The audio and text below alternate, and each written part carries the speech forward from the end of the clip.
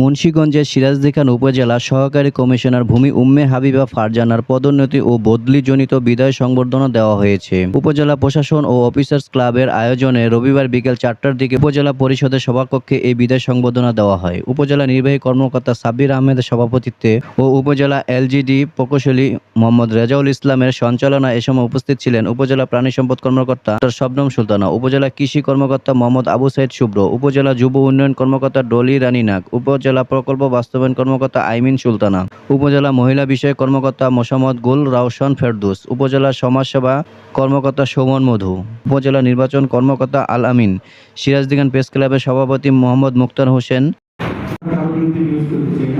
এটা আমাদের সকল ডিপার্টমেন্টের অফিসারদের কাছে আমাদের একই বক্তব্য, আমরা নিউজ করতে আগ্রহী না। আমরা দপ্তরের কর্মকর্তাগণ রয়েছেন, তাতে সূর্য সন্তান আজকের প্রধান ব্যক্তিত্ব অনেকে আছেন, তারা মুক্তিযোদ্ধা তাদের সেখান থেকে আরো উপরে উঠবো।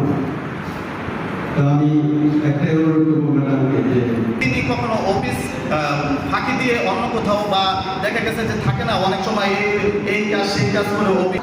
সাবেক সভাপতি কে এন ইসলাম বাবুল, ইমতিয়াজ উদ্দিন বাবুল, প্রেস ক্লাবের সাধারণ সম্পাদক আব্দুল্লাহ মাসুদ, কোলা ইউনিয়ন পরিষদের chairman AHM Saiful Islam Mintu, রোশনিয়া union পরিষদের চেয়ারম্যান অ্যাডভোকেট আবু সাইদ, বীর মুক্তিযোদ্ধা মোহাম্মদ শেখ মোহন সহ উপজেলার বিভিন্ন দপ্তরের কর্মকর্তা কর্মচারী ও উপজেলা কর্মরত বিভিন্ন প্রিন্ট ও ইলেকট্রনিক্স মিডিয়ার সাংবাদিকবৃন্দ। আমরা জানি উনি একজন দক্ষ অ্যাডমিনিস্ট্রেটর ছিলেন না, উনি একজন মানবিক এবং তাদের জন্য এই সম্মানটুকু থাকে।